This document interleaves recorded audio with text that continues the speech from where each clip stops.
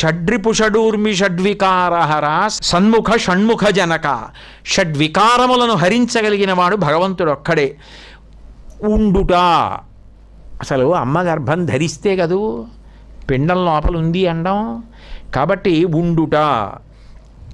తర్వాత పుట్టినది, అది క్షేమంగా బయటికి రావాలి, లోపలే ఏదైనా అయిపోతే. కాబట్టి పుట్టినది, పుట్టినది పెరిగినది, పెరిగినది మార్పు చెందినది. జుట్టు తెల్లబడిపోతుంది, శరీరం ముడతలు పడిపోతుంది, బోల్డ్ అన్ని మార్పులు వచ్చేస్తాయి. క్షీణించినది, నశించినది, చిత్రపటం అయిపోతుంది.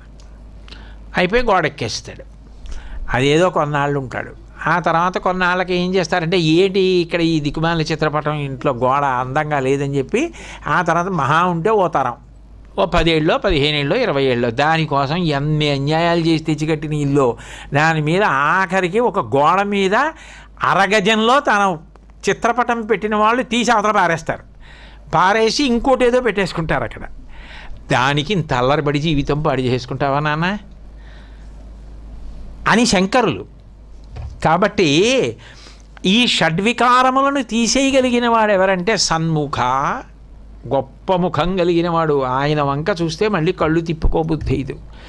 షణ్ముఖ జనక, సుబ్రహ్మణ్యుడి తండ్రి అయినటువంటి ఓ శివ, మీ యందు నాకు భక్తి కావాలి అని కదాకాలే మాత కదయ కలితాలక్తకరసం పిబేయం విద్యార్థి తవ చరణ నిర్నేజన జలం ప్రకృత్యా మూకానామపి చ కవిత కారణతయా కథాదత్తే వాణీ ముఖ కమలతాంబూలరసతాం. ఆర్తి భక్తిలో. అసలు అమ్మ నీ పాదాలు నేను మనసారా కడిగి ఆ లత్తుక కరిగినటువంటి ఎర్రటి నీళ్లు సరస్వతీదేవి తాంబూల చర్వణం చేసినటువంటి రసంలా ఉన్నవి ఎప్పుడు తాగుతానమ్మా నా జన్మలో? శంకరాచార్యులు వారు అడగవలసిన విషయమా? అంటే అసలు అలా ఎప్పుడైనా నా జన్మలో పాదయోహ పాద్యం సమర్పయామి అన్నప్పుడు చేశానమ్మా? ఎప్పుడూ తమలపాకుతో చల్లడమే కదా బతికున్నన్నాళ్ళు.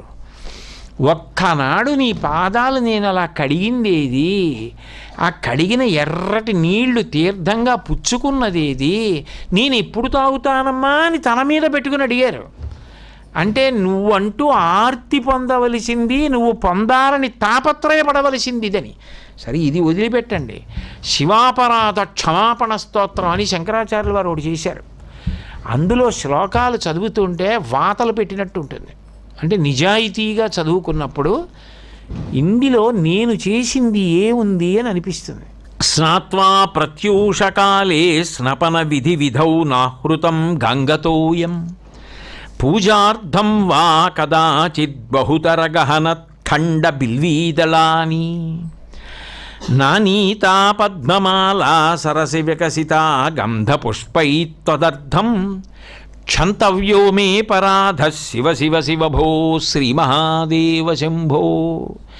నిద్రమంచం మించి నేను లేస్తుండగా, ఇంత వయసు వచ్చింది శంకరా నాకు, నిద్రమంచం మించి నేను నిద్ర లేస్తూనే ఏవేవో ఆలోచనలతో నిద్ర లేవడంలోనే నా వయసు ఇప్పటివరకు అయిపోయింది. నేను నిద్ర లేస్తుండగా తెల్లవారుజామున ఎప్పుడైనా స్నాత్వా ప్రత్యూషకాలే స్నపన విధి విధౌ నాహృతం గంగతోయం, నా స్వామికి స్నానం చేయించాలి, గంగాజలాలు తీసుకుని నేను పూజాగదిలోకి వెళ్ళాలని చెప్పి నేను గబగబా స్నానం చేసి గంగాజలం పట్టుకుని నీ దగ్గరికి వచ్చిన రోజు ఏది ఉంది? దానికోసమని నేను తొందరగా లేచి పరిగెత్తుకొచ్చింది ఏముంది? ఎప్పుడుంది అసలు అటువంటి తెల్లవారుజాం? పూజార్థం వా కదాచిద్ బహుతర గహనాత్ ఖండ బిల్వీదళాని.